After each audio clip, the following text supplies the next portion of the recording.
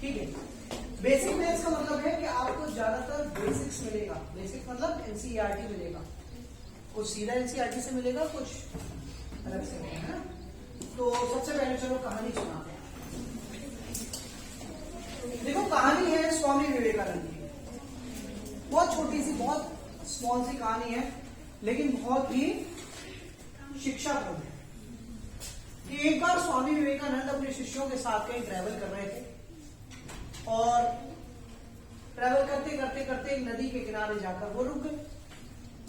नदी के किनारे जाकर रुक गए क्योंकि उस समय पर वहां पर कोई नाव नहीं थी और जहां उन्हें जाना था वह बिना नाव के नहीं पहुंचा जा सकता था। तो स्वामी विवेकानंद वहां पर बैठ गए, आराम से अपने शिष्यों से बात करने लगे। उन्होंने कहा भाई जिसे आराम करना है आराम कर लो, जिसे बात करनी है बात कर लो। तो सारे लोग बात कर रहे थे। इतने में क्या हुआ, एक उनका कोई पुराना शिष्य हुआ करता था जो उन्हें छोड़कर चला गया था। वो आया, अरे गुरुजी आप यहाँ कैसे? बोले बस मुझे तो नदी के पार जाना है। बोले तुम क्या कर रहे हो इतने साल से? बस गुरुजी मैं तो आ गया था और मैं यहाँ पे ये तपस्या की वो तपस्या की, विद्याएं ग्रहण करने में इधर उधर मैंने अपना समय लगाया। आइए चलिए नदी पार करते। और इतना कहकर वो जो साधु जो आया था, उनका शिष्य था, वो नदी के ऊपर चलने लगा, पानी के ऊपर। और चलते चलते चलते नदी के बीच में चलने लगा, बीच तक पहुंच गया। इतने में नाव आ गई। स्वामी विवेकानंद जी अपने शिष्यों के साथ उस नाव में बैठे और चल दिए। सारे शिष्यों ने बड़ी गंभीरता से देख रहे थे। बोले यार ये तो इनका शिष्य था, ये तो इनसे भी आगे निकल गया। हमारे स्वामी विवेकानंद जी तो इतने महान होकर भी और नदी पर नहीं चल पाए पानी पर, और उनका शिष्य था, ये देखो इन्हें छोड़कर क्या गया, ये तो बड़ा विद्या आ गई इसमें। तो स्वामी विवेकानंद सब समझ रहे थे लेकिन शांत थे। चुपचाप चुपचाप नाव चलती गई और उस साधु के पास पहुंच गई जो पानी पर चल रहा था। उन्होंने उससे कहा आओ लग गए हो गए, नाव में बैठ जाओ। तो साधु जो था वो नाव में बैठ गया। नाव में बैठकर आगे चलने लगे। किनारे पर नाव पहुंची। नाव पहुंचने के बाद स्वामी विवेकानंद जी ने सारे जितने भी शिष्य थे अपने, इंक्लूडिंग वो साधु जो पानी पर चल रहा था, सबके पैसे नाव वाले को दे दिए। 25 पैसे पर व्यक्ति आता था उस समय। तो 25 पैसे उन्होंने उस नाव वाले को दिए और उस साधु के 25 पैसे भी उसको दे दिए। लेकिन शिष्य अभी भी सोच रहे थे। बोले बताओ इनका शिष्य और इनसे आगे निकल गया। और वो तो उन्होंने पूछा कि भाई तुम कहाँ रहे इतने दिन में, तुमने क्या किया? 15 सालों से तुम मुझसे दूर हो। बोले अभी देखा तो आपने, ये विद्या मैंने 15 सालों की कठोर तपस्या के बाद ग्रहण करी है, तब जाके कहीं मैं इस पानी में चल पाया। और उसकी बातों में एक घमंड था।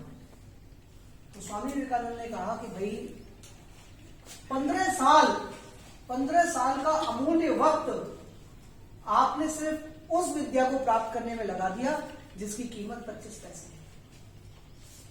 ये तो 25 पैसे देकर भी पार की जा सकती है। समझ में आया मैं क्या कहना चाह रहा हूं? कि अगर हमारे पास समय है तो हमें उसको कीमती चीजों के लिए इन्वेस्ट करना चाहिए। हमें समय का यूज 2 तरीके से करते हैं। एक हम अपने समय को वेस्ट करते हैं और दूसरा हम अपने समय को इन्वेस्ट करते हैं। इन्वेस्ट और वेस्ट में क्या अंतर है आपको पता है ना? इन्वेस्ट का मतलब जो फ्यूचर में हमें पे बैक करेगा। इन्वेस्टमेंट का मतलब क्या होता है? जो हमने आज खर्च किया लेकिन आज से 2 साल 4 साल 5 साल 6 महीने कभी ना कभी किसी न किसी टाइम के बाद वो हमें कुछ पे बैक करेगा। तो हम अपने समय को वेस्ट कर सकते हैं या हम अपने समय को इन्वेस्ट कर सकते हैं।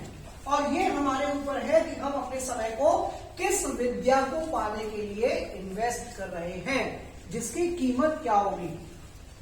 जब हम छोटे थे तो हमारे स्कूल में एक हमारा साथी हुआ करता था,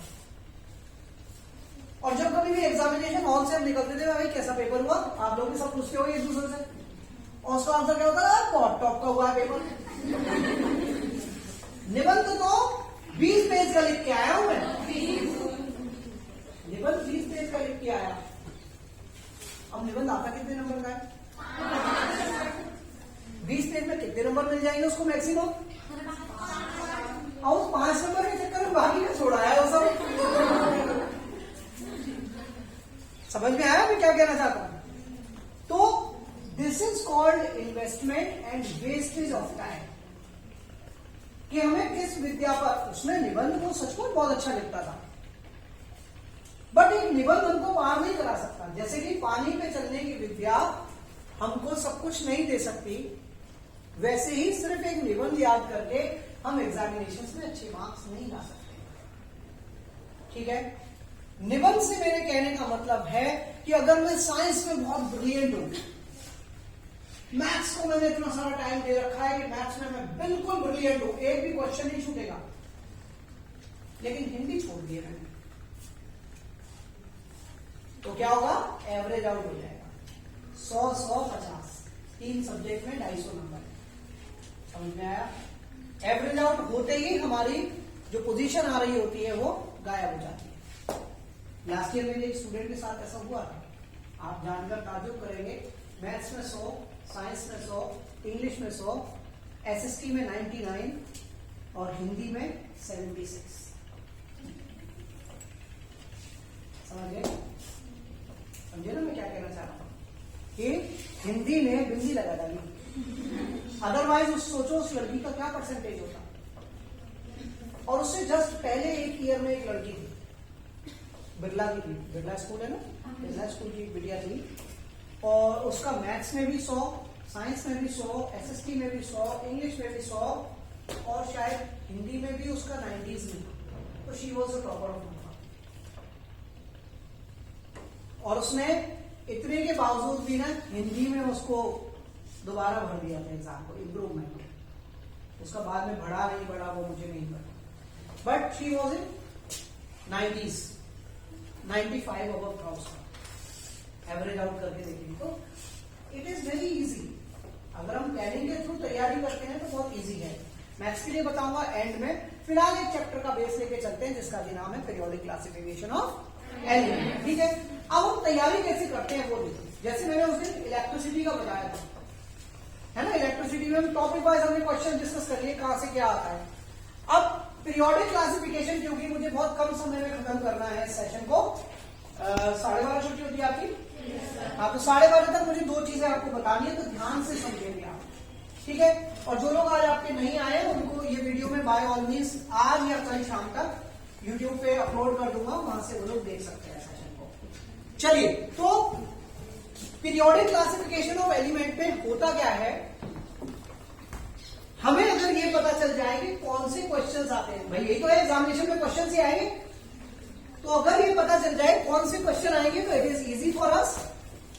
होगा कि नहीं होगा? तो जरा देखें भाई कौन से टाइप के क्वेश्चन आते हैं पीरियोडिक क्लासिफिकेशन ऑफ एलिमेंट से, और उनको याद कैसे कर सकते हैं। पहले टाइप के क्वेश्चन आते हैं स्ट्रेट फॉरवर्ड।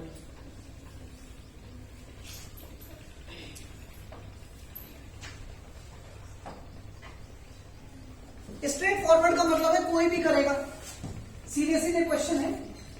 जैसे शुरुआत हुई थी किससे? ट्रायड लॉ, ऑक्टेव लॉ, ठीक है, Mendeley periodic law, modern periodic law, description of Mendeleev periodic table, merits and demerits of Mendeleev periodic table and so on. यही तो है, ये स्ट्रेट फॉरवर्ड होता है। अब स्ट्रेट फॉरवर्ड में सबसे ज्यादा कौन से आते हैं? What are the limitation of triad law, what are the limitations of octave law, elements का ग्रुप दे देंगे, what name can you give to this, what criteria are you using for this. तो 3 के एलिमेंट के group दे देते, उसे क्या बोलते हैं? ट्रायड। सीधा नहीं पूछते।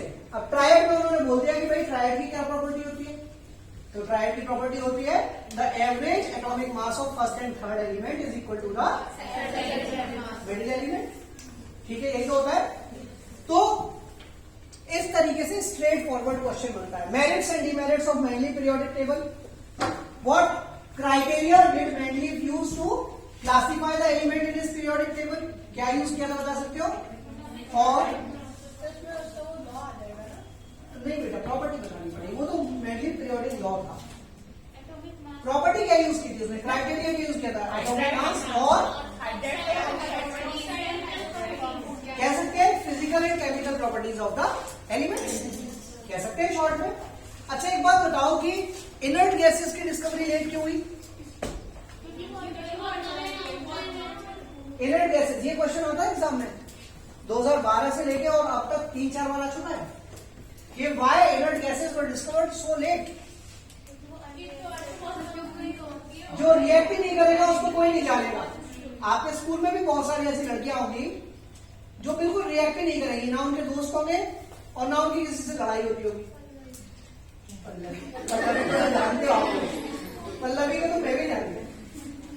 ठीक है, तो वो लोग आते हैं और चले जाते हैं, कब आए कब नहीं आए पता नहीं चलता। तो वो इसलिए क्योंकि वो इनर्ट होती है। ठीक है, तो इसलिए इनर्ट गैसेस की डिस्कवरी लेट क्यों हुई? क्योंकि वो इनर्ट होते हैं, वो रिएक्टिव नहीं होते, लेस रिएक्टिव होने के कारण उनके कंपाउंड्स नहीं बनते, और जब कंपाउंड्स नहीं होंगे तो उनकी डिस्कवरी भी क्लियर है। अच्छा, तो स्ट्रेट फॉरवर्ड क्वेश्चन आपको समझ में आया। जितने भी लॉज हैं उनके लिमिटेशंस और लॉज, सीधे सीधे क्वेश्चन पूछ लिए जाते हैं। किस्मत इतनी अच्छी हर बार नहीं होती। अगर सीधा लॉ आता है, सीधा क्वेश्चन आता है, तो ज्यादातर मेंडलीव के मेरिट डिमेरिट पूछ लिए जाते हैं। मेंडलीव पीरियोडिक लॉ पूछ लिया जाता है। What is Mendeleev periodic law? Right, the properties of the elements are the periodic functions of their atomic masses. और मोज़ले का यानी मॉडर्न पीरियोडिक लॉ क्या है? Elements are the periodic functions of their atomic number. ठीक है, ये straight forward questions होते हैं। अब थोड़ा सा आगे बढ़ते हैं इनसे क्वेश्चन से आगे जाके कि एक एलिमेंट है, उसका एटॉमिक नंबर है 17। ठीक है, तो उसकी पीरियोडिक टेबल में पोजीशन क्या होगी? ये थोड़ा सा एप्लीकेशन बेस्ड क्वेश्चन हो गया और ऐसा क्वेश्चन लगातार हर बार आ ही रहा है। तो हम क्या करते हैं इसके लिए? इसका इलेक्ट्रॉनिक कॉन्फ़िगरेशन लिख लेते हैं, है ना? हाँ, 1 2 3, जितनी नंबर ऑफ शेल्स उतना ही पीरियड। और वैलेंस इलेक्ट्रॉन क्या बताते हैं? ग्रुप बताते हैं। तो अगर एक इलेक्ट्रॉन है, वैलेंस इलेक्ट्रॉन, वैलेंस मतलब आउटर मोस्ट शेल में जो इलेक्ट्रॉन होते हैं उन्हें वैलेंस इलेक्ट्रॉन कहते हैं। अगर एक वैलेंस इलेक्ट्रॉन है फर्स्ट ग्रुप, 2 है, 3 है, तो +10 कर दो। जैसे ही 10 से ज्यादा होता है +10 कर दो। 2 से ज्यादा, सॉरी 2 से ज्यादा हो तो +10 कर दो। अगर 3 है तो 13, 4 है तो 14, 5 है तो 15, 6 है तो 16, 17 एंड सो ऑन। क्लियर है? मैक्सिमम कितने हो सकते हैं? 18 हो सकते हैं। ठीक है, अच्छा एक चीज समझ में आई आपको, यहां से इस क्वेश्चन को घुमा फिरा कर भी पूछा जा सकता है। कैसे? An element belong to third period have 5 electrons in its outermost shell. What will be the nature of its oxide?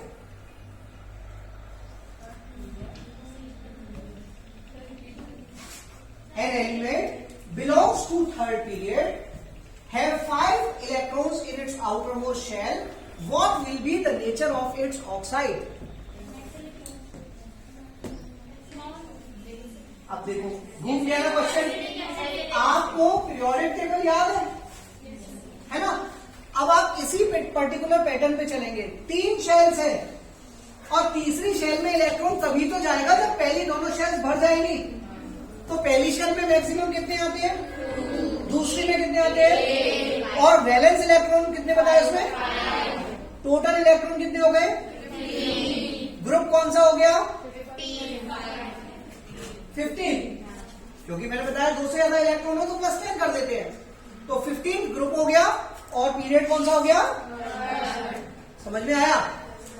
अब 15th ग्रुप जब वैलेंस इलेक्ट्रॉन 5 होते हैं, देखो टेंडेंसी क्या होती है?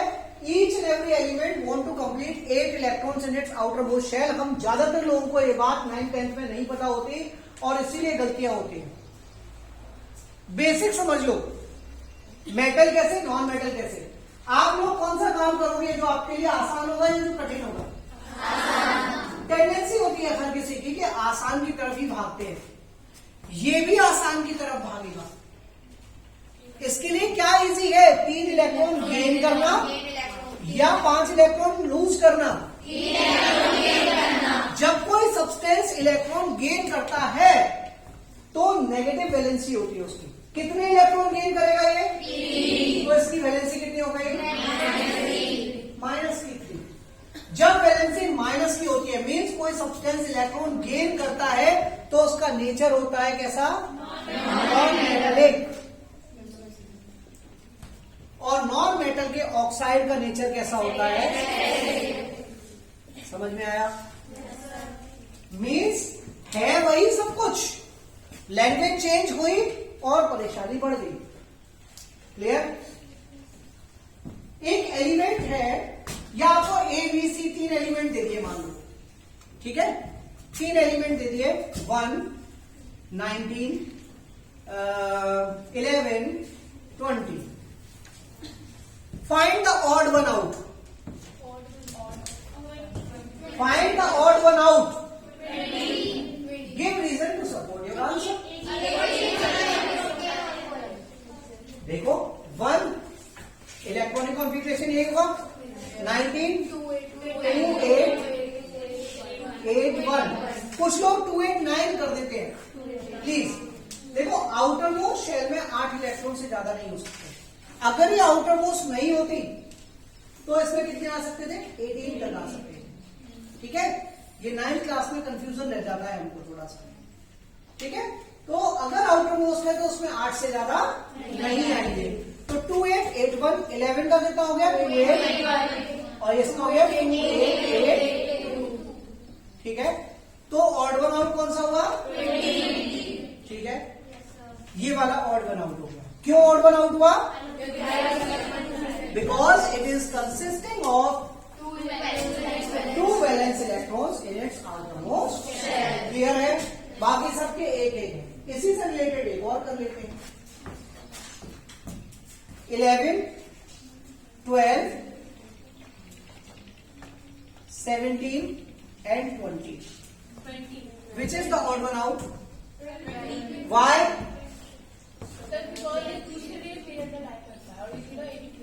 दूसरे पीरियड में मतलब दूसरा नहीं बोलेंगे बेटा, है ना? 2, 8, 1, 2, 8, 2, 2, 8, 7 and 2, 8 because it lies in 4th period. दूसरे पीरियड ना। ठीक है? समझ में आया? अच्छा अभी मैं 17 लिख रहा था तो पीछे से मुझे आवाज आ रही थी क्लोरीन है। ये बहुत बड़ी गलती होती है, हम करते हैं। अगर आपसे एग्जामिनर बोल रहा है कि ये X है तो ये X ही है। हमें खूब पता है ये क्लोरीन है तो ये क्लोरीन नहीं हो सकता जब तक एग्जामिनर ये ना कह दे कि ये क्लोरीन है। या नाम बताओ इसका क्या होगा। समझ गए? ये भी एक गलती है जो हमारे नंबर कटाती है। ठीक है? अभी जाएंगे उस तरीके से भी, जब वेरिएशंस पढ़ेंगे तब बताएंगे। ठीक है? हाँ, अगर आपसे वो पूछे तो कोई एग्जाम्पल दे दो इसका जैसा, तब आप कह सकते हैं एग्जाम्पल क्लोरीन, तब आपका गलत नहीं होगा। लेकिन अगर आपने लिख लिया इट इज क्लोरीन तो एग्जामिनर कहेगा कि आपका नाम पूछा है, आपके पेरेंट्स का नहीं पूछा और आपका कट हो जाएगा मार्क्स। ठीक है? समझ में आई बात? क्लियर है? तो इस टाइप के क्वेश्चन यहां से बनते हैं दूसरे टाइप के, ये जो किस पे बेस्ड होते हैं? Based on electronic configuration of the element. Clear है? अच्छा, तीसरे टाइप का क्वेश्चन कौन सा बनता है? वो बनता है वेरिएशंस का। किसका बनता है? अब वेरिएशंस कैसे याद हो? ये एक चैलेंजिंग प्रोसेस है। कुछ तो याद हो गया ऐसा नहीं है। वेरिएशंस या फिर इसको हम कह सकते हैं पीरियोडिसिटी, है ना? तो इसको हमने 2 पार्ट्स में डिवाइड कर दिया, ग्रुप वाइज। ग्रुप वाइज का मतलब क्या होता है? नहीं बेटा, इसीलिए तो टॉप टू बॉटम। और एक होता है पीरियड वाइज, दैट इज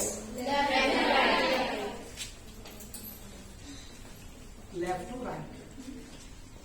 अब अगर मैं कहूं आपको टोटल तो बहुत सारे होते हैं, करीब 25-26 चेंजेस होते हैं। उन सबको याद न करके हम केवल कुछ चेंजेस को याद कर रहे हैं और वही एग्जाम में आएंगे। ठीक है, और वो भी हम एक को याद कर ले तो सारे याद हो जाए, तो आपके लिए सरल है करें कैसे? चलो पहले हम लेफ्ट टू राइट की बात करते हैं। सबसे पहले क्या होता है? Atomic number. अब यहीं से एक क्वेश्चन आता है कि name the entity which increases in both the cases when we move from left to right और top to bottom in a periodic table. तो केवल एक ही चीज है जो इंक्रीज करती है, एटॉमिक नंबर, क्योंकि मास तो दिया नहीं होता यहाँ पे। Atomic number top to bottom में भी इंक्रीज होगा और लेफ्ट टू क्लियर है। दूसरा पॉइंट एटॉमिक साइज। अब ये हमको एक चीज रट लेनी है, बस ये एक चीज रट लेनी है, एटॉमिक साइज। तो atomic size when we move from left to right decreases, और साथ में इसका रीजन भी याद कर लेना है एक लाइन का। जब भी आपसे कोई पूछे भाई एटॉमिक साइज क्यों डिक्रीज होगा, तो भले ही आपको आता है या नहीं आता है, आप रट लो इस लाइन को, due to an increase in effective nuclear charge. क्या? अब इफेक्टिव न्यूक्लियर चार्ज होता क्या है, कैसे समझे? देखो, एक क्लास में सबसे ज्यादा रिएक्टिव कौन लोग होते हैं? सबसे ज्यादा रिएक्टिव होते हैं जो मैं था, बैक बेंचर।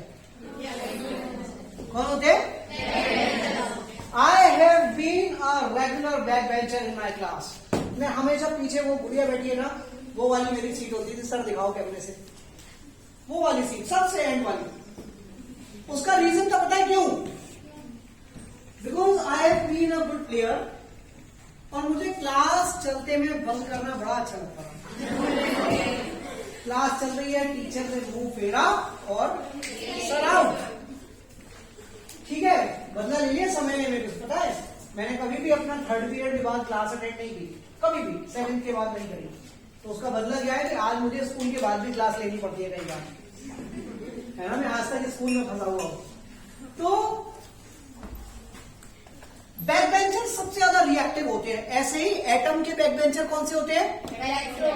वैलेंस इलेक्ट्रॉन्स बहुत बहुत बहुत रिएक्टिव होते हैं। अब हम जैसे बैक बेंचर्स बन गए टीचर, अब उनको तो सब पता है कि बैक बेंचर्स क्या करते हैं।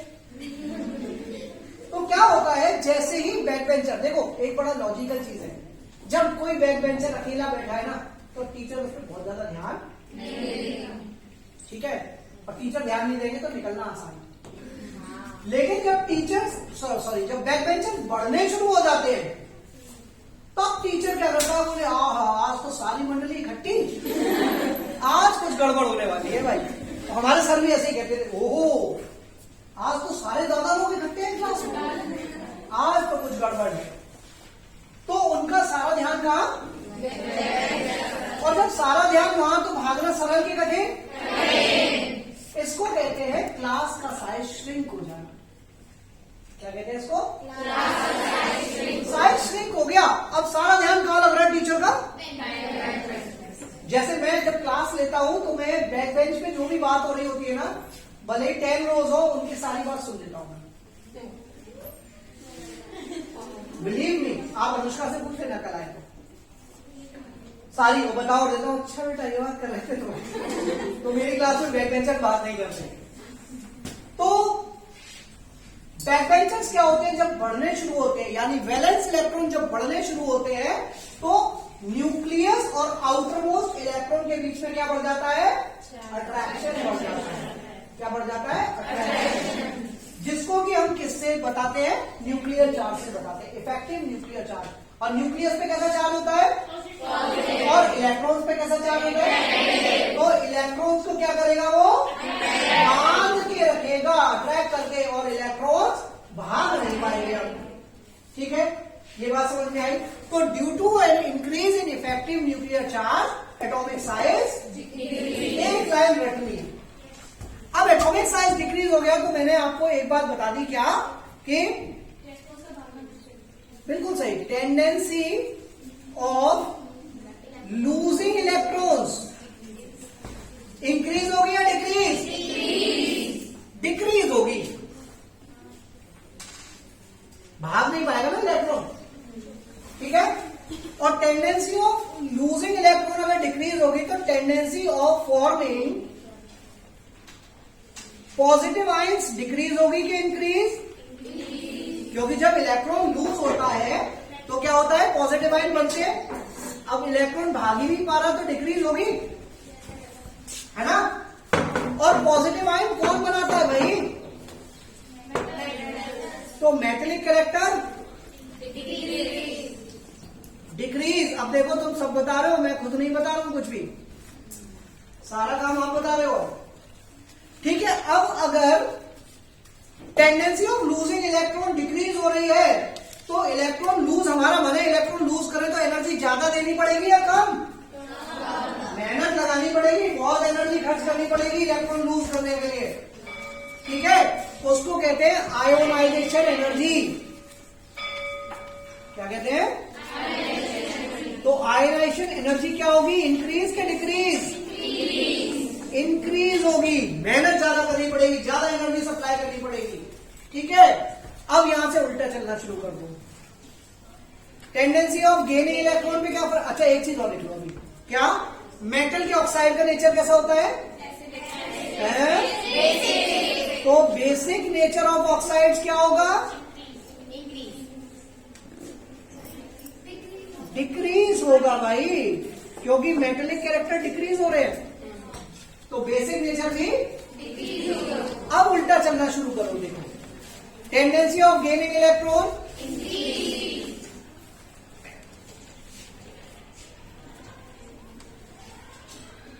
इंक्रीज हो गई, ठीक है। अब tendency of gaining electron increase हुई तो टेंडेंसी ऑफ फॉर्मिंग क्या हो गई?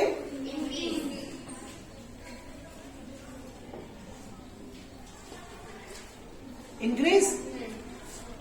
अच्छा जी, tendency of forming negative ion increase हो गई तो कौन से कैरेक्टर बढ़ेंगे?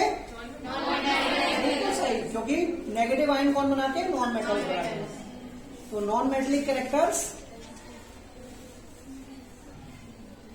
क्या हो गया? इंक्रीज हो गया। नॉन मेटल के ऑक्साइड्स का नेचर कैसा होता है?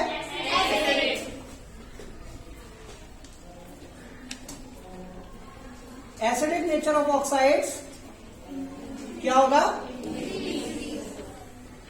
समझ में आया? कुछ रह तो नहीं क्या? सब हो गया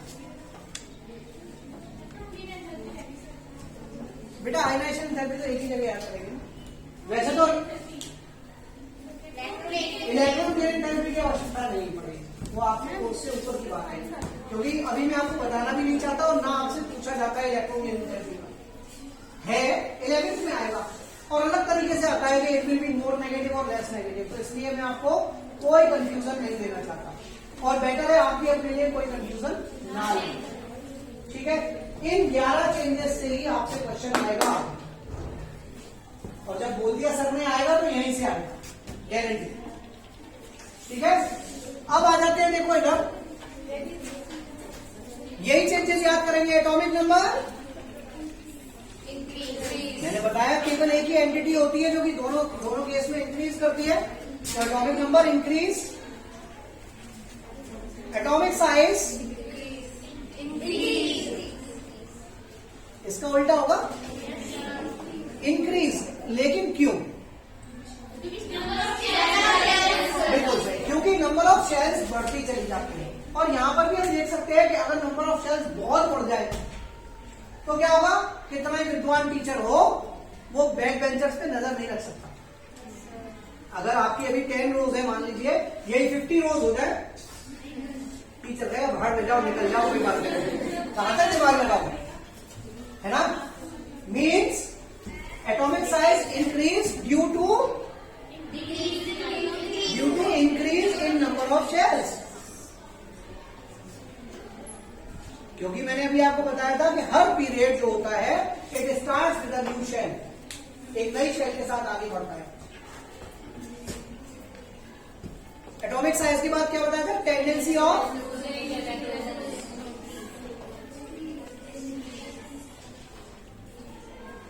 इंक्रीज हो जाएगी और tendency of losing electron increase होगी तो टेंडेंसी ऑफ फॉर्मिंग क्या होगी? अच्छा, tendency of forming positive ion मतलब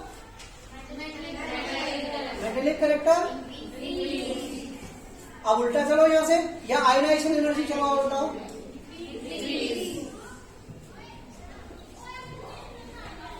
आयनाइजेशन एनर्जी डिक्रीज, थोड़ी सी एनर्जी सप्लाई करेंगे और इलेक्ट्रॉन लूज हो जाएगा। हाँ, अब उल्टा बताओ, tendency of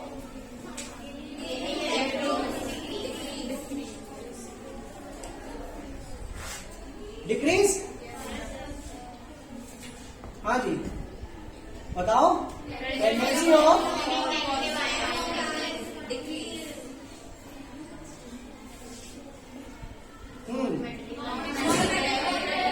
non metallic character decrease. Basic nature of oxides बिल्कुल सही।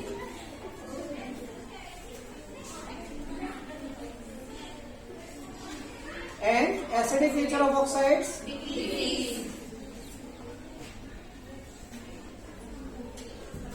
यहां से आपको क्वेश्चन मिल जाएगा। अब देखो, आपको याद क्या करना पड़ा टेक्निकली, केवल पहला पॉइंट है ना। जैसे ही पहला पॉइंट याद कर लिया हमने, उसको क्या कर लिया, कनेक्ट कर लिया एक दूसरे से। ये काम हम नहीं कर पाते, बताओ अच्छा कर पा रहे थे क्या? No sir. लेकिन अब ये एकदम से इजी लगने लगा ना। तो जिसने मुझसे कहा था कि पहले चैप्टर को याद करना होता है, याद नहीं हो पाता, क्या सही में याद करना पड़ा? नहीं करना पड़ा ना। केवल थोड़ी सी चीज हम दिमाग लगा दें, ट्रिक बना लें उसकी, और हमको सारी चीजें अपने आप याद हो जाएंगी। हमें याद करना ही नहीं है कुछ, है ना। Our mind is not a garbage, है ना। कूड़ा थोड़ी भरना है अपने बस में। हर साल नई चीजें आ जाती है, कब तक याद करेंगे? लेकिन समझना सब चाहिए, ठीक है। क्योंकि अगर याद करके ही कुछ होता ना, तो जितने साइंटिस्ट थे ना, उनमें से बहुत से तो स्कूल भी नहीं गए। आइंस्टीन, है ना। लेकिन हमें माइंड को यूटिलाइज करना है। ऐसा नहीं, कई बार क्या होता है, हम चीजें छोड़ देते हैं। अरे नहीं, ये होगा नहीं हमसे, तो होगा कैसे नहीं, उसकी कोई ना कोई ट्रिक जरूर निकलेगी, ठीक है। पीरियोडिक टेबल याद करनी है आपको, आप जाके आज में वीडियो देख सकते हैं, पीरियोडिक टेबल की शॉर्ट ट्रिक्स बताई हुई है। 36 तक तो सबको याद होनी चाहिए, और पूरी पीरियोडिक टेबल भी याद कर सकते हैं। एक वीडियो मैंने स्पेशली बनाई हुई है उसके लिए, तो वहां जाके आप देख लेंगे। और जो आपकी वीडियो डालूंगा मैं, इसके डिस्क्रिप्शन लिंक में, डिस्क्रिप्शन बॉक्स में उसका लिंक भी डालूंगा, ठीक है। तो वहां से आप सारे वीडियोस को देख सकते हैं। लाइव प्रोसेस की ऑलमोस्ट सारी वीडियोस उसमें बनी हुई है। न्यूट्रिशन की भी है, रेस्पिरेशन की भी है, ट्रांसपोर्टेशन की भी है, और एक्सक्रीशन की भी है। चारों बनी हुई है, ठीक है। लगभग 4, 5, 6 वीडियोस के आसपास है, ठीक है। तो उन सबको देख लेना आप आराम से, आपको पूरा चैप्टर थ्रू हो जाएगा। और वहां से डाउट आएंगे तो आप मुझे उस व्हाट्सएप ग्रुप में लिख सकते हो, कोई इश्यू नहीं है, ठीक है। क्वेश्चंस जब हम डिस्कस करेंगे तो कैसे करेंगे, आई form a list of questions, ठीक है। एक लिस्ट ऑफ क्वेश्चन में बनाऊंगा और उसका पीडीएफ आपको व्हाट्सएप ग्रुप में डाल दूंगा, ठीक है। वहां से आपके पास लिस्ट ऑफ क्वेश्चंस आ जाएंगे, ठीक है। और उस लिस्ट ऑफ क्वेश्चन को हम कहां डिस्कस करेंगे, लाइव पर डिस्कस करेंगे, ठीक है। जिससे कि आपको बार बार क्वेश्चंस लिखने की आवश्यकता नहीं होगी, ठीक है। क्लियर है ना। अब देखो यहां से क्वेश्चन कैसा आएगा। फिलहाल मैं इसको लिखा रहने देता हूं आपकी हेल्प के लिए, लेकिन हमें याद हो गया। अगर हमें पहला पॉइंट याद है, सब याद हो गया। अब क्या होता है, बच्चे क्यों छोड़ते हैं, क्योंकि जब क्वेश्चन आएगा इस पर्टिकुलर सेगमेंट से, तो इतना बड़ा आएगा। पेपर की एक साइड, पेपर की दूसरी साइड, इतनी इंफॉर्मेशन होगी इसमें। फिर यहां से लिखा होगा, now answer the following questions, ठीक है। Now answer the following questions. Question number 1, 2, 3, 4, 5, which has the largest atomic size, which is more metallic, the out of the given elements, which are surely be the metals, which will surely be the metals, which will be the non-metals with valency 2, which will be the या ऐसे कह सकते हैं ना, common name given to X, X को क्या common name देंगे, ठीक है। तो इस तरीके के बहुत सारे क्वेश्चंस यहां से पूछे जाएंगे आपसे और उनके आंसर क्या होंगे, A B C D E and so on, ठीक है। लेकिन स्टूडेंट्स क्या करेंगे, इस पूरी इंफॉर्मेशन को पढ़ने की हिम्मत ही नहीं कर पाते, कर ही नहीं पाते और क्या करते हैं, उस क्वेश्चन को स्किप मार देते हैं। बिलीव मी, ये सबसे सरल क्वेश्चन होगा, अभी करके देखते हैं, देखो कैसे बना लो क्वेश्चन।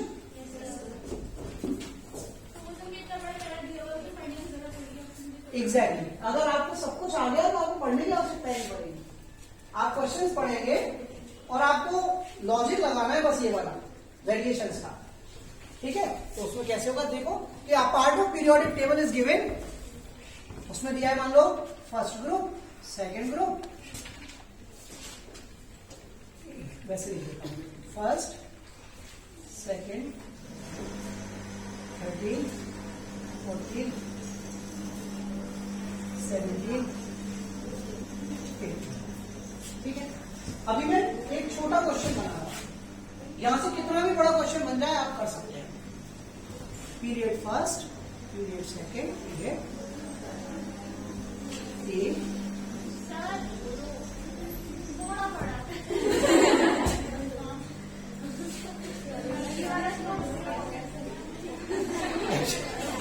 एक्चुअली जगह नहीं है ना वहां,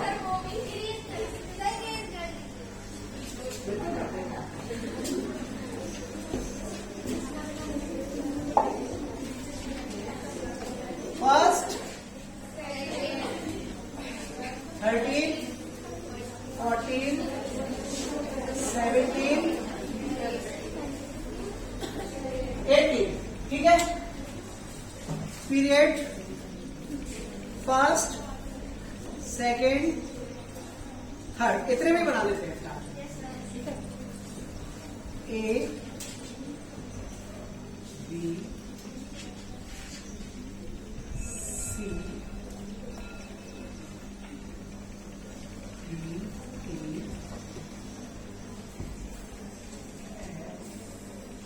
जी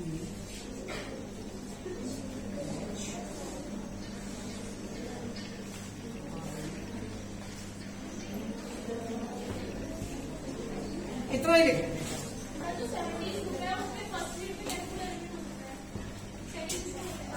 सेकंड कर देते हैं फिलहाल, ठीक है, सेकंड कर देते हैं। अब बात करते हैं, विच out of these will have the greatest atomic size.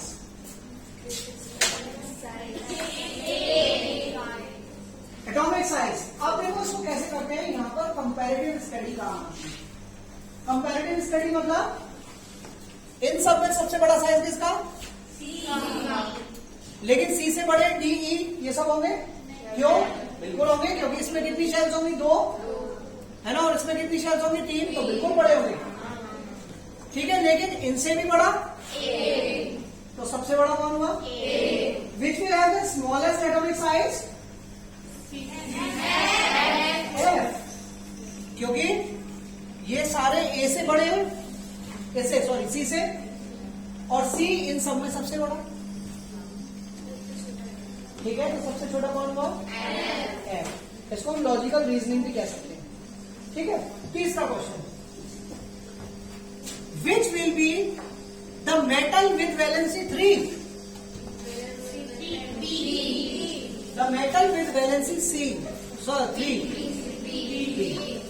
13 group के जितने भी एलिमेंट होते हैं उनकी वैलेंसी 3 होती है प्लस की, और इसीलिए वो क्या होते हैं, मेटल, ठीक है। अच्छा, what common name can be given to F and G, noble gas या इनर्ट गैस, कभी 18 ग्रुप के जितने भी एलिमेंट होते हैं उनको नोबल गैस कहते हैं। What common name can be given to C and A, alkali metals, alkali metals. What will be the possible valency of A? 1. What will be the formula of the compound formed by the combination of A and H?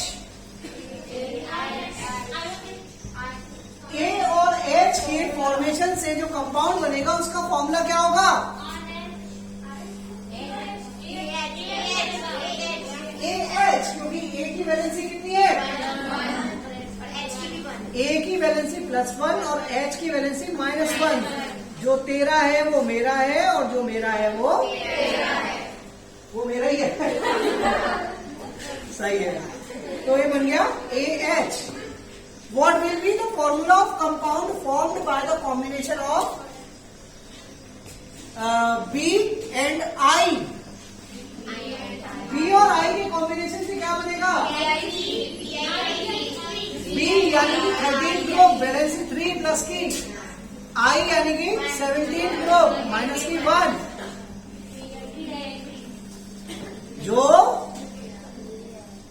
जो तेरा है वो मेरा है, जो मेरा है वो तेरा है ना बेटा?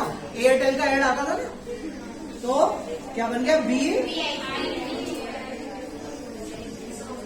Which out of these will definitely form covalent bonds?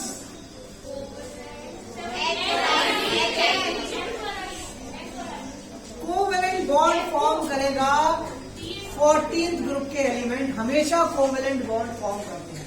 Covalent bond मतलब शेयरिंग ऑफ इलेक्ट्रॉन, ठीक है? तो 4 इलेक्ट्रॉन होते हैं इनके आउटर मोस्ट शेल में, इसीलिए हमेशा क्या बनाते हैं? कोवेलेंट बॉन्ड बनाते हैं। क्लियर? यानी कि 14th ग्रुप एलिमेंट हमेशा और हमेशा कोवेलेंट बॉन्ड बनाएगा। क्लियर है? आगे तो सिर्फ फोटोकॉपी होगी तो एक मिनट बोल दो। आप जा रहे हैं तो आप इस पर फीडबैक फॉर्म दिए सर ने। हाँ बेटा, क्लियर है? समझ में आया ना? तो फॉर्मूला क्या बन गया? अब बच्चे क्या गलती करते हैं? उस बी की जगह वो कहते हैं 13 ग्रुप मतलब एल्यूमिनियम, पता है बच्चों को, तो बच्चे लिख देते हैं AlCl3 AlI3। ठीक है? यहां पर अपनी तरफ से कुछ भी नहीं देना। अगर आंसर ABCD में आ रहा है तो ABCD ही देना है। ठीक है? कई बार गलती हो जाती है, हम आंसर लिखते हैं और भाव में क्या कर देते हैं? बह जाते हैं और क्या लिख देते हैं? अरे AlCl3 है, हो ही नहीं सकता है तो, है ना? वही हमारा आंसर। क्लियर है? तो देखो शायद अभी हमारा सेशन 15-20 मिनट का हुआ है, आधा घंटे का होगा। आधे घंटे में पूरा चैप्टर ब्रीफ हो गया। यहां से ऐसा ही क्वेश्चन एग्जाम में आएगा 99%। केवल हमें क्या करना है? जो कुछ भी सीखा है उसे घबराए बिना और लिखना है। जैसे कई बार बता देते हैं, जैसे मान लो मैंने बोल दिया यहां पर एक एलिमेंट दिया हुआ है, X दिया है, ठीक है, और यहां पर एक एलिमेंट दिया है I। तब क्या होगा? इंफॉर्मेशन देंगे आपको इस तरीके से कि the compound which is formed by the combination of X and I is used as an ingredient in almost every vegetable।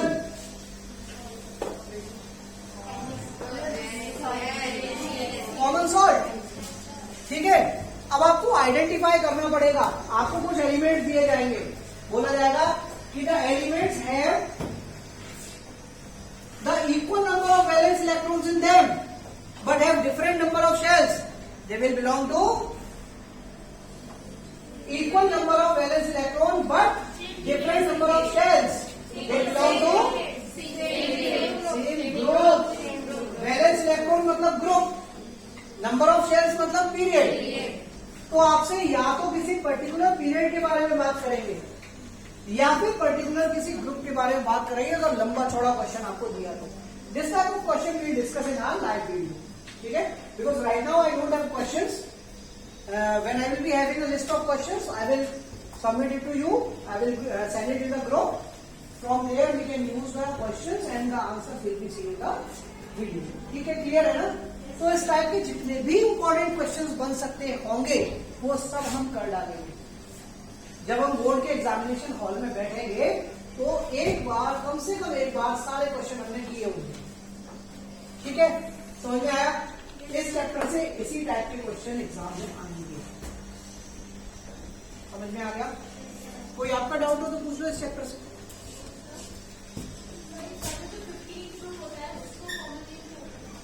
15 group जो है वो फॉस्फोरस वाला है ना, यानी कि भाई 15 ग्रुप क्या है?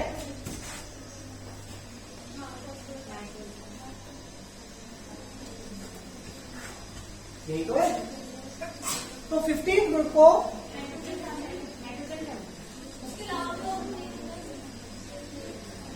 नाइट्रोजन फैमिली याद करो। अच्छा, डी ब्लॉक एलिमेंट्स को क्या कहते हैं? डी ब्लॉक एलिमेंट का दूसरा नाम शाबाश, वाई?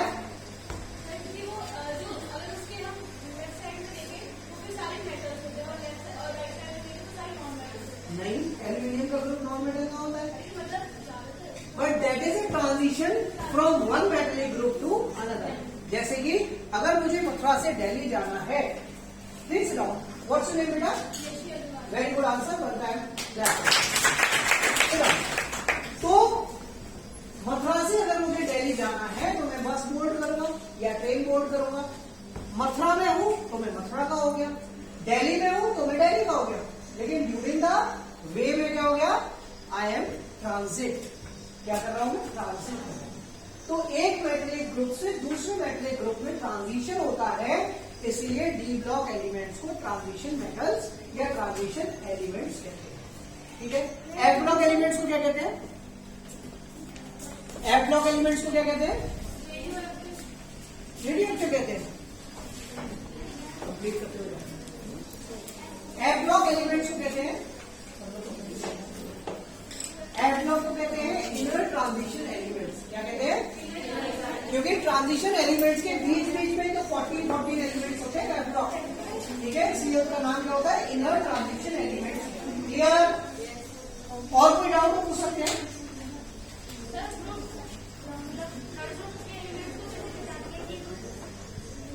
थर्ड ग्रुप आपके नहीं आएगा पोस्ट, क्योंकि उसका ट्रांजिशन, उसका जो आइडेंटिफिकेशन होता है वो methodology is the same.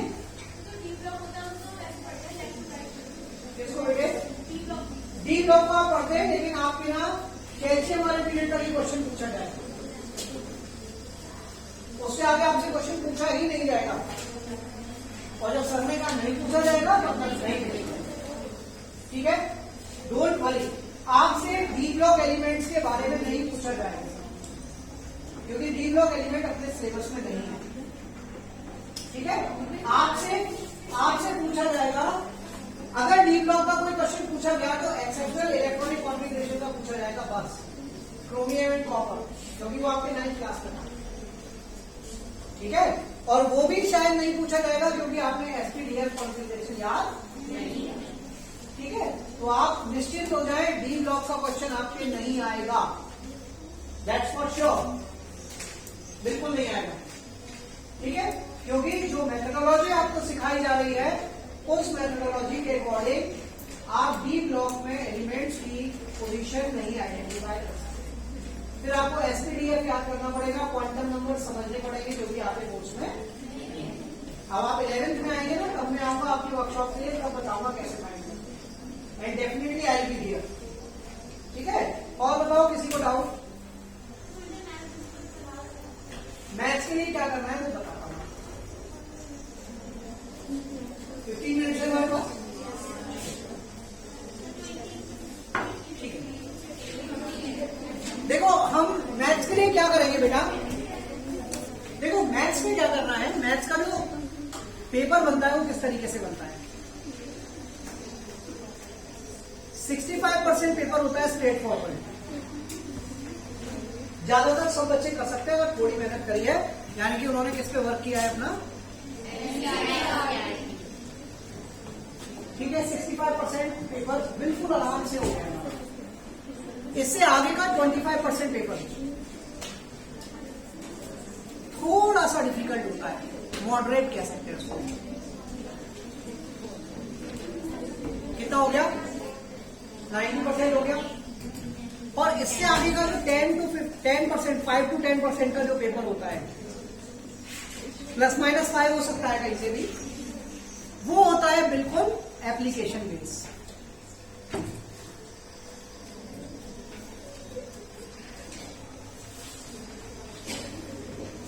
65% straight forward यानी एनसीईआरटी से ही होगा। थोड़ी बहुत डिजिट्स इधर उधर हो जाए, आपके चेंजेस हो सकते हैं थोड़े बहुत, लेकिन बेसिक कॉन्सेप्ट चेंज नहीं होता। कुछ क्वेश्चन तो डायरेक्ट एनसीईआरटी में से होते हैं, और वो कौन से होते हैं वो मैं आपको बताऊं, जो हम छोड़ देते हैं। आप कौन से छोड़ते हैं मैं आपको बताता हूं। आप ऑप्शनल नहीं करते, क्योंकि उस पर लिखा होता है not for examination point of view, और वहां से क्वेश्चन एग्जाम में पक्का आता है। जैसे एपी में आपने वो देखा है,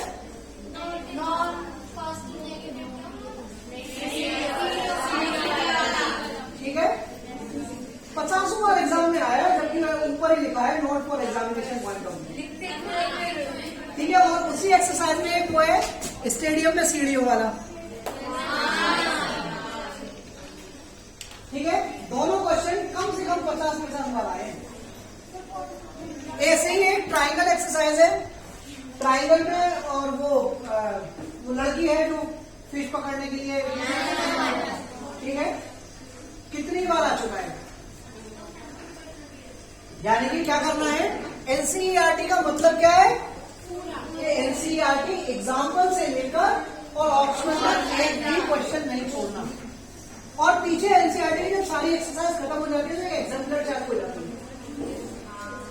जब समय मिल जाए तो उस एग्जाम्पलर में एंटर करना है, समझ गए। तो वहां से 65 to 90 में आप एंटर कर जाओगे, 90% मार्क्स पे आप चले गए। और 10% के लिए क्या करो कि हम लोग पढ़ते हैं, कोई एक्स्ट्रा बुक पढ़ते हैं, तो हमें क्या करना है, उस एक्स्ट्रा बुक को बिल्कुल नहीं पढ़ना है। क्यों, मैंने बताया ना, 15 साल पानी पे चलने में वेस्ट नहीं करने अपने को। हमें क्या करना है कि 10 साल के पेपर निकाल लेंगे और उनका सोल्यूशन लगा देना। तो जो ये 10% का जो पेपर होगा ना, उसमें से ही आना है, गारंटेड वहीं से आना है।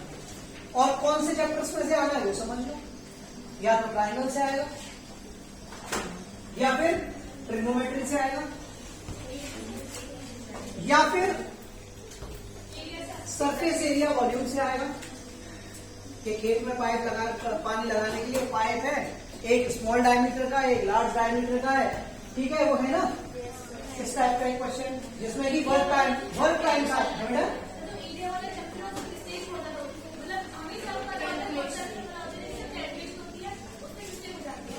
उसमें आपको इसलिए गड़बड़ होती है, मैं बताऊं आपको, कि हम डायग्राम नहीं बनाते।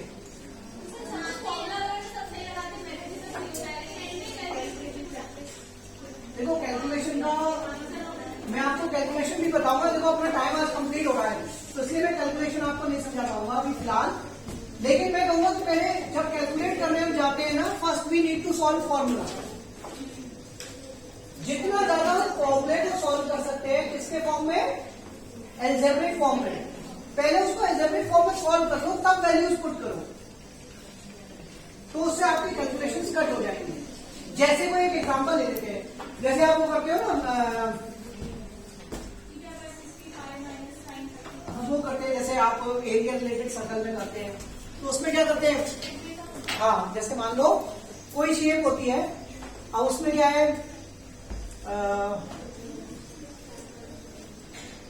इस टाइप की कोई शेप्स होती है मान लो, है ना, इसको और बड़ा बना सकते हैं, जो इसका डायमीटर है वो इस साइड के बराबर बना,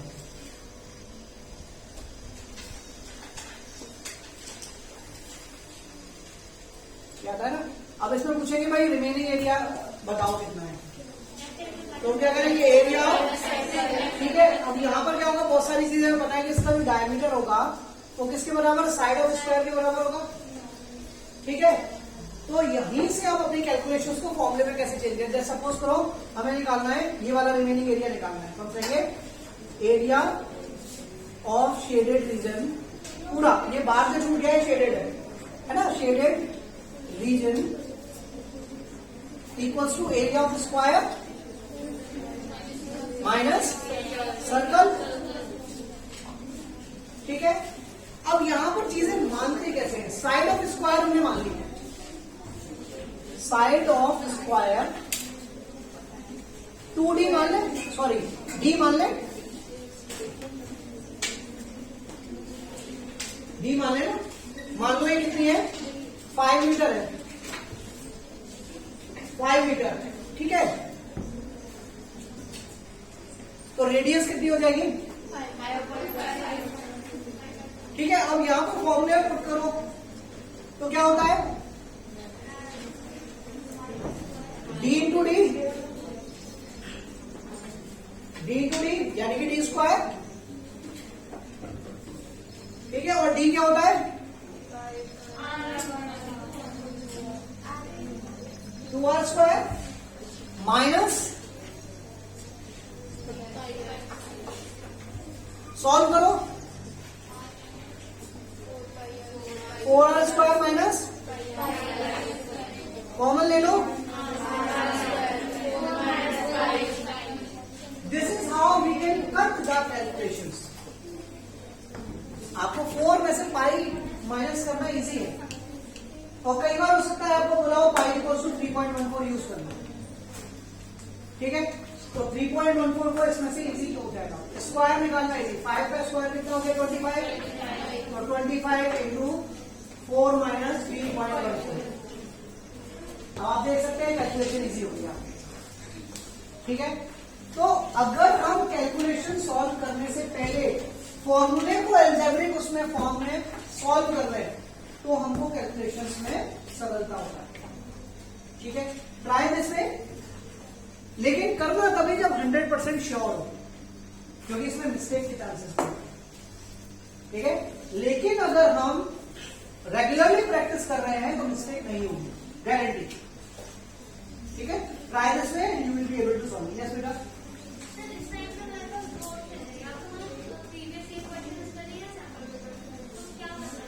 बिल्कुल सही, ये बहुत अच्छा क्वेश्चन है, सभी लोगों के लिए बता रहा हूं मैं, बैठो आप।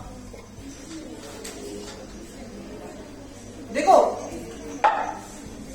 अगर मेरे पास एक ऑप्शन है कि मेरे पास कुछ पैसे हैं और मुझे उनको इन्वेस्ट करना है, तो मैं उन्हें कहां इन्वेस्ट करूंगा, या उसका एक मैक्सिमम फंड में कहां इन्वेस्ट करना चाहिए मुझे, जहां पर उसकी सेफ्टी हो, ठीक है। तो आपकी जो सेफ्टी है ना वो सबसे पहली है 65%, मतलब एनसीईआरटी कम से कम एग्जाम तक 4 से 5 बार हो जानी चाहिए, बहुत इजी है, आप इतना परेशान ना हो। 4 से 5 बार एनसीईआरटी करने में 1 महीना लगता है, बिलीव मी। अगर आप मुझसे कहोगे मैं 1 दिन में पूरी एनसीईआरटी सॉल्व कर सकता हूं, हाँ। अब आप ये कहेंगे आप टीचर हो, तो टीचर को मैं, मतलब I was not a born teacher ना, टीचर भी मैं बाद में ही बना। तो आपको क्या लगता है टीचर ऐसे ही जाते हैं, टीचर को ही बहुत पढ़ना पड़ता है, आज के लोग प्रिंसिपल नहीं, वो आपकी मैथ्स की क्लास लेती है, आपको क्या लगता है बिना पढ़े, उनको भी पढ़ना पड़ता है, सभी को पढ़ना पड़ता है, क्योंकि अगर हम बिना पढ़े जिस दिन क्लास में जाते हैं उस दिन हम फंस जाते हैं। आपको क्या लगता है आपकी वर्कशॉप के लिए आज मैं तो करने पढ़ाई नहीं की होगी,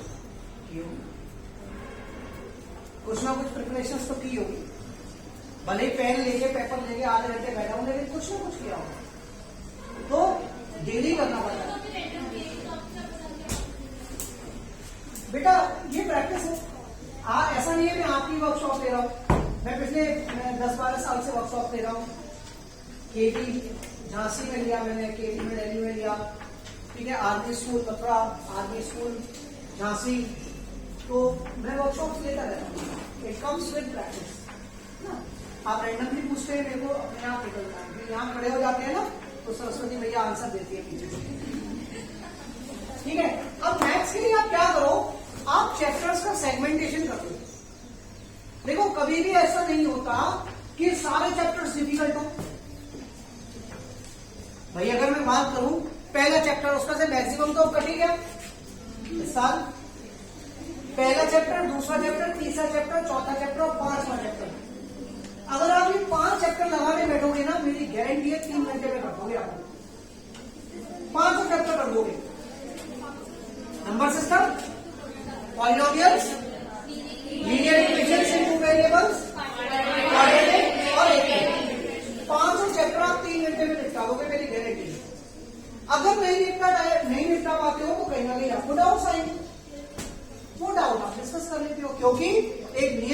आएगा no studies no problem and more studies more problem. तो प्रॉब्लम तो आनी ही चाहिए आपको, ठीक है। प्रॉब्लम आएगी, आप अपने टीचर से डिस्कस करोगे, उनका सोल्यूशन होगा, फिर वो प्रॉब्लम सॉल्व हो जाएगी। समझ में आया? फिर आप चैप्टर नंबर 6 से उठाओ। चैप्टर नंबर 6 कौन सा है? एक दिन लगेगा पूरा। क्यों? क्योंकि सबसे पहले हम गलती क्या करते हैं, हम सीधा ट्राइंगल की एक्सरसाइज उठाते हैं। बिल्कुल गलत। आप बीपीटी सॉल्व करो, आप कन्वर्स ऑफ बीपीटी सॉल्व करो, पाइथागोरस, कन्वर्स ऑफ पाइथागोरस, और उनसे भी पहले एक थ्योरम है राइट ट्राइंगल वाली, कि अगर राइट ट्राइंगल की राइट एंगल वाली वर्टेक्स से हम हाइपोटेन्यूज पे एक परपेंडिकुलर डालते हैं तो दो ट्राइंगल बनते हैं, दोनों एक दूसरे के भी सिमिलर होते हैं और होल ट्राइंगल के भी सिमिलर होते हैं, है ना। Basically it is a part of Pythagoras, Pythagoras का ही पार्ट है, लेकिन हम उसको छोड़ देते हैं।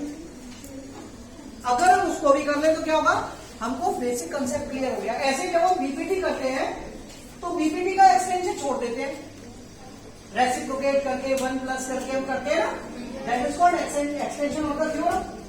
अब उस एक्सटेंशन ऑफ थ्योरम को हम छोड़ देते हैं। अगर एक्सटेंशन कभी भी नहीं पूछा जाता है एग्जाम में, लेकिन अगर हमें एक्सटेंशन आता है तो जब हम क्वेश्चन सॉल्व करने जाते हैं तो वहां पर वो एक्सटेंशन कई बार यूज हुआ है, आप लोग देख सकते हैं, ठीक है ना। समझ में आई ना ये बात? तो पहला जो पॉइंट है वो क्या है कि हम एनसीईआरटी को कमांड में लाएंगे और कितनी बार करेंगे, 4 से 5 बार करेंगे। और इसके बाद एनसीईआरटी का, एनसीईआरटी का जब मैं कह रहा हूं तो एनसीईआरटी का मतलब है एग्जाम्पल से लेकर ऑप्शनल तक। तो आप 65 से 95 के स्लॉट में तो वैसे ही बोलते हैं 90 में। अब आपको मेहनत किसके लिए करनी है, सिर्फ 10% के लिए करनी। और 10% के लिए मेहनत कहां से होती है, लास्ट 10 इयर्स के पेपर कर लो, 10 इयर्स के पेपर। अब एग्जामिनेशन में एक भी क्वेश्चन ऐसा नहीं होगा जो आपने कम से कम एक बार नहीं किया होगा।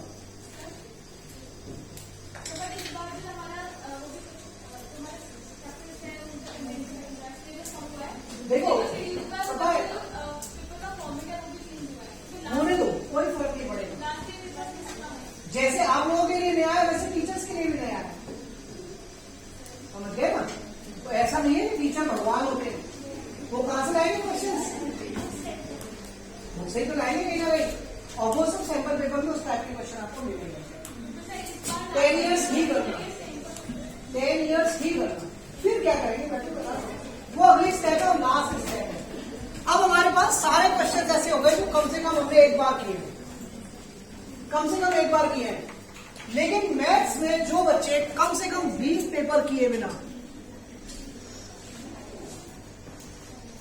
कम से कम 20 पेपर मॉक टेस्ट किए बिना जो चले जाएंगे, उनका पेपर छूट जाएगा, गारंटी है मेरी।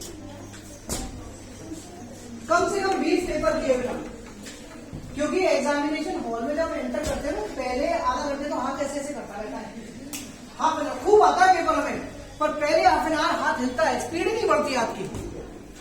और अगर हम पहले हाफ एन आवर को लास्ट 15 मिनट से कंपेयर करें ना, तो बिल्कुल ऐसा हो जाता है कि जैसे कुलदीप यादव बॉलिंग कर रहा हो और जसप्रीत बुमराह कर रहा हो, है ना। लास्ट में कैसा भागता है आप कि हम 15 मिनट में पूरी गीता लिख देंगे, है ना। और पहले आधे घंटे हाथ चलता ही नहीं, ठीक है। तो वहां पर क्या करना है हमें, उस अगर देखा जाए कायदे से तो जो 3 घंटे का टाइम है ना, वो हमारे लिए 2.25 घंटे का ही पड़ता है। 2.5 घंटे से ज्यादा टाइम हमको पेपर में नहीं मिल रहा है कायदे से। फिर 2-4 मिनट देखना भी है, तो बता ये भी करना है भाई, ठीक है। तो इस सब के लिए समय कहां से आएगा, मैं आपको बताऊं, मैं I have always been a very much notorious student, मैं बहुत उद्यमी था, आप लोग सोच भी नहीं सकते मैं कितना उद्यम करता था। लेकिन जब स्टडीज का आता था ना, तो मेरे परेशान करने के तरीके डिफरेंट थे। मैं 3 घंटे का पेपर हर बार मेरा टारगेट होता था 2-2.25 घंटे में पूरा करना है। अब 45 मिनट बचे मेरे पास, अब बताओ किस किस ने मुझे पूरे साल परेशान किया था। सबको परेशान करता था, including teacher.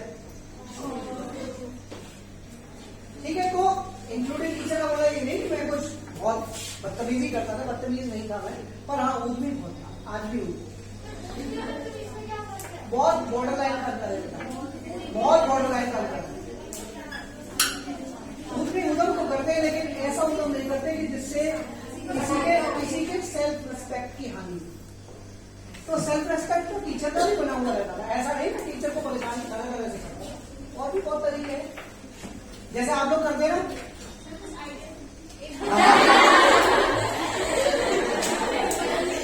I'll ask your principal ma'am to give you some ideas about it.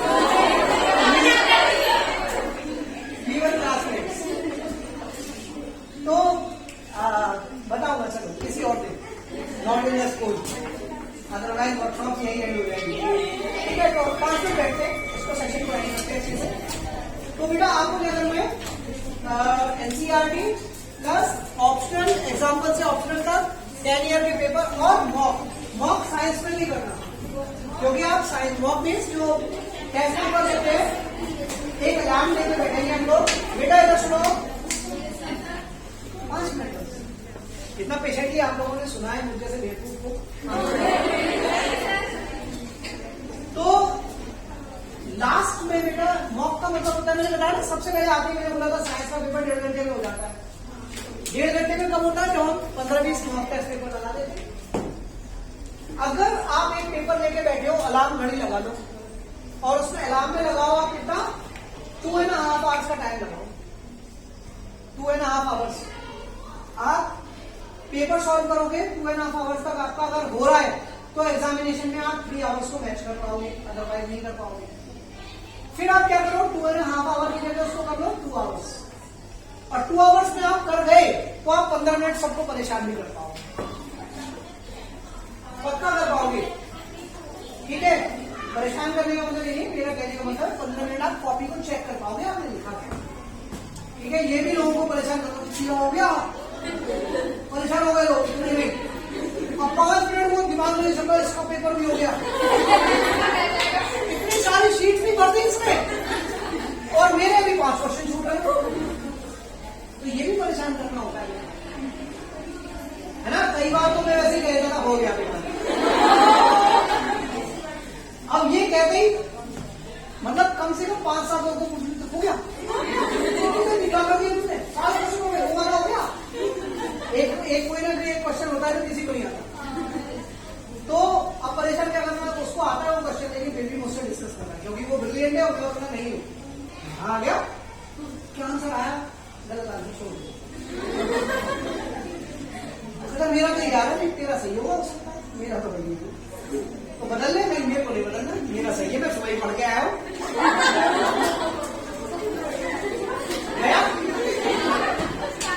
और मैं इसलिए भी बता रहा हूँ ये बातें कि हमको किसी के बहकावे में आके आंसर चेंज नहीं करना, जो हमें सही लगता है वही सही है, चाहे वो गलती हो कोई प्रॉब्लम नहीं। और ये नहीं कि हमने किसी से पूछा इसका आंसर ये है और कुछ नहीं पूरा सही करके आ रहे हैं, एंड में आंसर 20 सेंटीमीटर आ रहा है, 25 लिख दिया 20 सेंटीमीटर। भारतीय किसान कॉपी चेक करता है, पहले आंसर देखता है। हमारे यहाँ पर टीचर्स क्या है, टीचर्स पहले आंसर देखेंगे, अरे फिर क्या सही किया होगा, हटा फॉर्मूले का 1 नंबर देके छोड़ दिया और पूरा सही करके लाए हो आप क्वेश्चन। तो किसी के भी बहकावे में आके अपने को क्वेश्चन का आंसर नहीं करना, समझ गए ना, क्लियर है ना। तो मैथ्स के लिए बहुत सारी ट्रिक्स है, मैं बताऊंगा आपको, और ये जरूर ध्यान रखना, चाहे मैथ्स हो, चाहे साइंस हो, या एसएसटी हो या हिंदी हो, मॉक 5-7 पेपर जरूर करने हैं। मैथ्स के कम से कम 20 करने हैं, साइंस में 10-12 कर लोगे तो भी चलेगा। और टाइम कहां पर मैच करने लगेगा कर 2 आवर्स, क्योंकि एग्जाम में क्या होता है, बहुत टाइम खराब होता है, टीचर आ जाते हैं, कॉपी चेक करते हैं, फिर आपकी कोई ना कोई रीडिंग में गड़बड़ हो गई बाई चांस, तो 2-4 मिनट है, लाइन स्क्वायर्ड आता है आपकी तलाशी लेने के लिए 2-4 बार, तो ये सारा टाइम हमको वहां से कट करना है, उसको कैलकुलेशन में से निकालना, समझ गए। हाँ, ये ऐसे भी कर सकते हैं, परेशान बोर्ड बनाकर किसी के सर पर भी रख सकते हैं। ठीक है, चलो तो आज के लिए